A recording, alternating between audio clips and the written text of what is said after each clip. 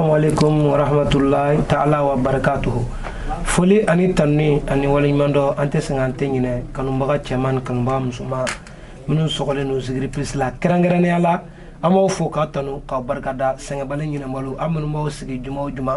ka aga faida kene laje lamindaw ka faida kene amunu be ka cibe bla ka usi aga telephone ko won ma gonna teri ka emission sui aga foli bo bela jele nala sonama bita fana amana emission spécial kawe atna ja inshallah ka kan maula kuna funia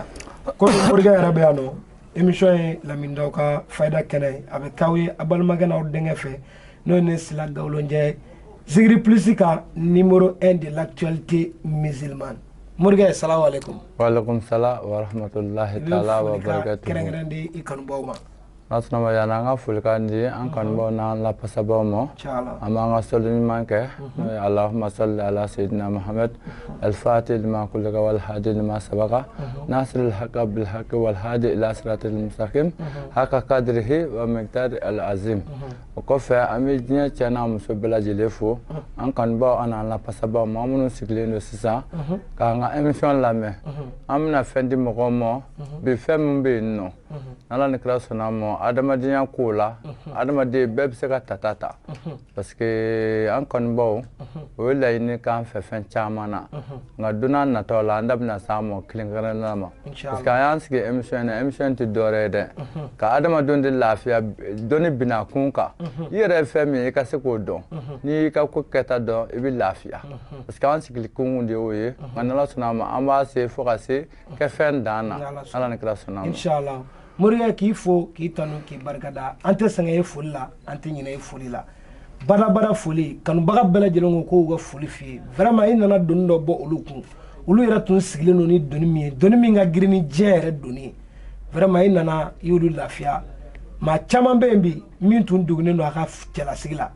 inana dugun ta buga wa cela sigila ma chaman be dengo hami kumulula inana doni ta boluka ma chaman be garse ko hami kumulula inana doni ta bo chamanga kasoro amakenu ka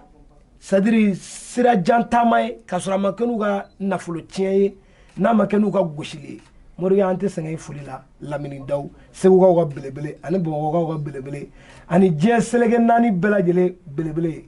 kan mo were to godo dala dogo fieforogo dogo minute duri aywa ni belajele kanune nala sonama lamindaw amena tanya fe bi emission ina fo yere afo kanbawe chugumina amena kuma adama denw kan c'est-à-dire mo minnu be ni minnu ye bogoy minnu ye jie minnu ye fien minnu ye tasmay no adama den yere ba do chugodi ke ere jie bon ne ni ngalla o bi janye adama de ni wolola ebi koroya de ni korola ebi na hakli de do hakli jumendo ni kai ni mai kana baluku ya kono bo era ka do ke ji ebi jatemna ke ka société de la no ka soldate o jume yi era bi baramuke ika jega ko konnana iba mo ti ka nyundo mo ti mo ko mo nyundo ka suri ka juguyate de bo orla ba do ka fo ke jisode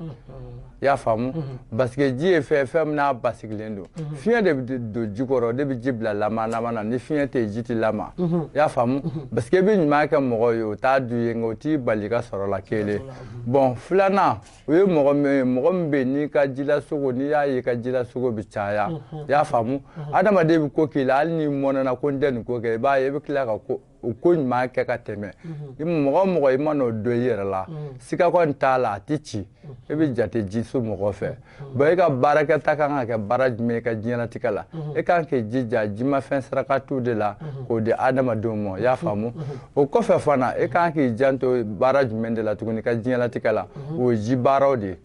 ka isa sonjo ka boisson ni fam fira ani femunu bo jila aka chala fe mo bi ka jina tikala soro bamuna mo bi ka sika ka mo labo chugo mina soro ko ni hina kono ala bo demo sika controla amno ka dakunya doye ngoni ya famu dolo doni na mo ka do ka fo fenunu anta fo gansa anya nye ni de nga dona na ta oji bogo tasma fien amna be wala li di mo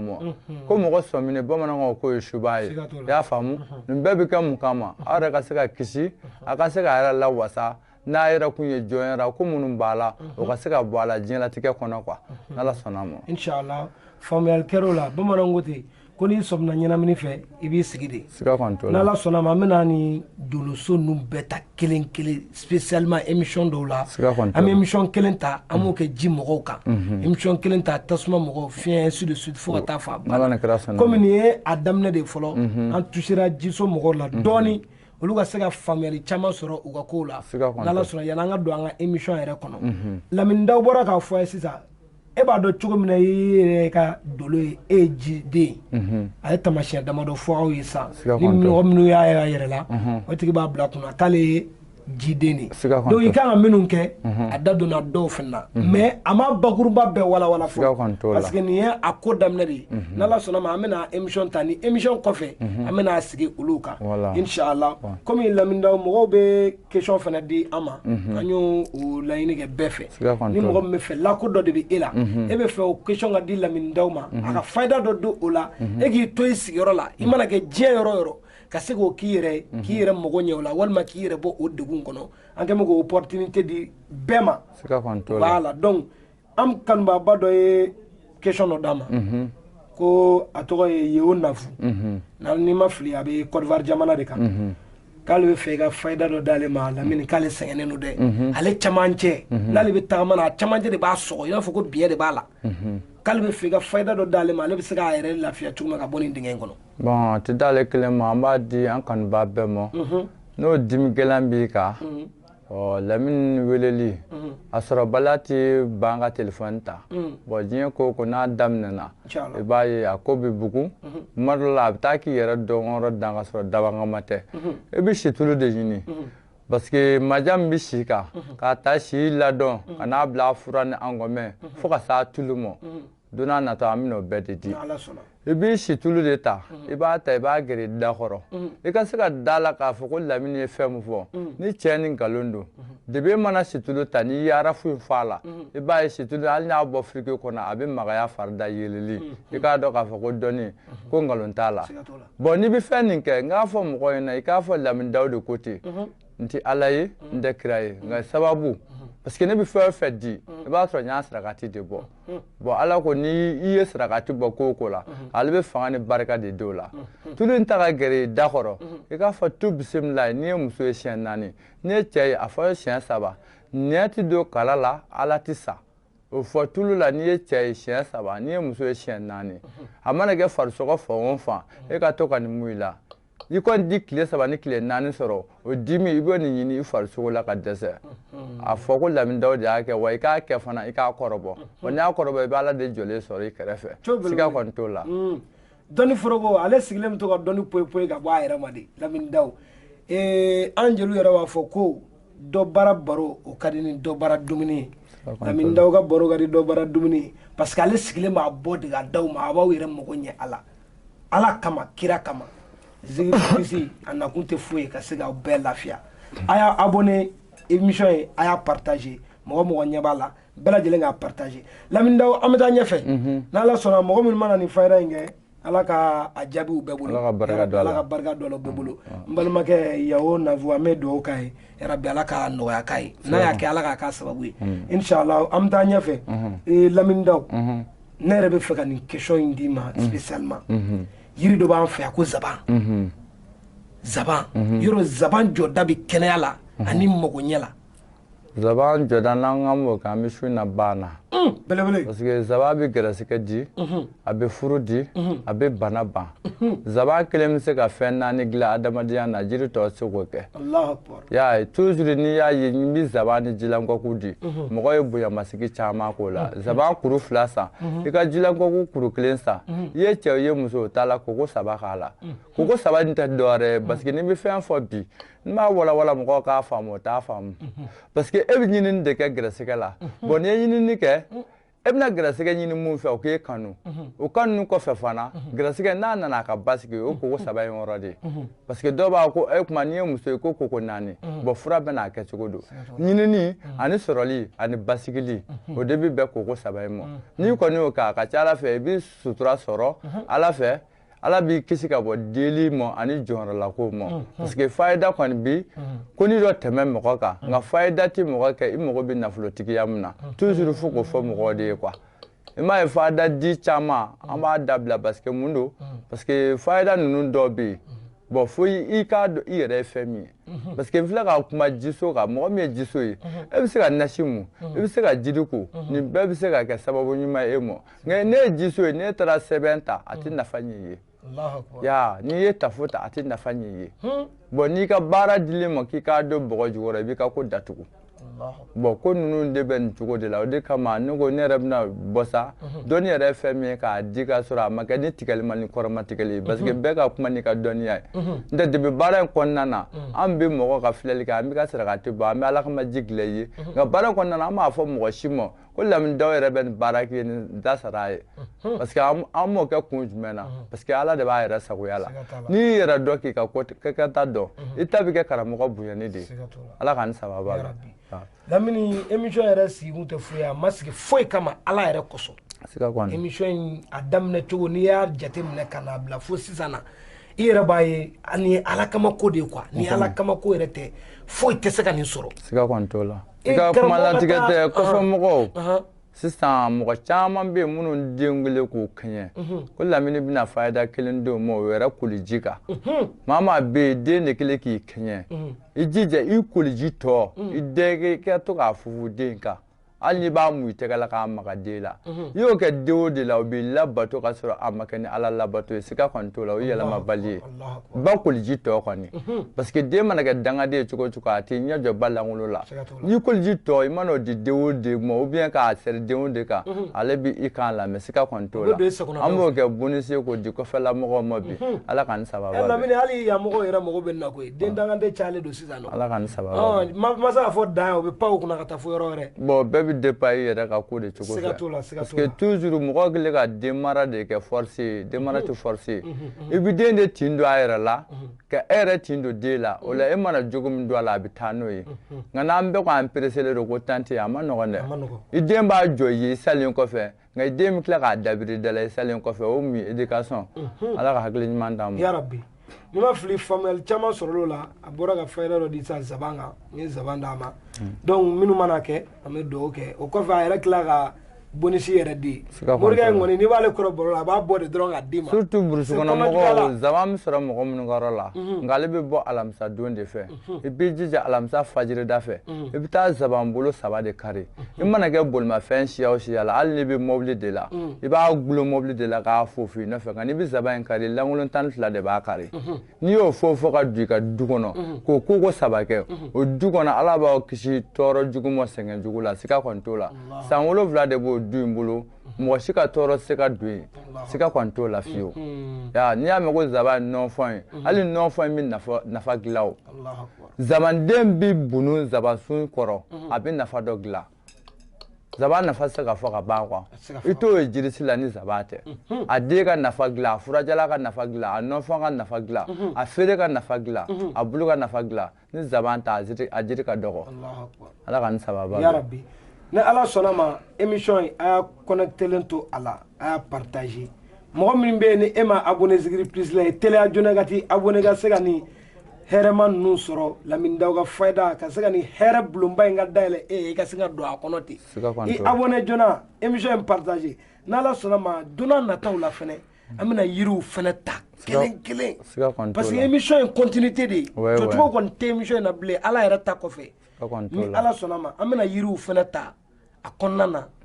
dɔn kelen kelen ne yɛrɛ bɛ yiri minnu dɔn ani Lamindaw yɛrɛ bɛ yiri minnu dɔn o fana bɛna kɔfɛ ni ala sɔnna ma Lamindaw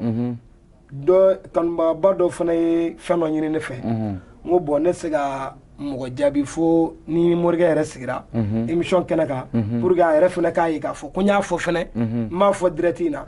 ko a ka d'ale komi émission in bɛ ka taa cogo min k'a ka d'ale an ka WhatsApp groupe dɔ de fana sigi ne ko n ko ne se ka jaabi di nin na fɔlɔ dɛ n ko fo n k'a fɔ morikɛ ye parce que ko in nafa bɛ ka taa cogo min na baara bɛ ka bonya e kelen ma fɛnɛ a bɛ se ka kɛ kuma dɔw la groupe kan dɔw bɛ yen u b'u ka fɛnw bila i b'olu jaabi fɛnɛ n'a sɔrɔ o ko bɛ cogo min problème t'o la parce que diɲɛlatigɛ ye fɛn dɔ ye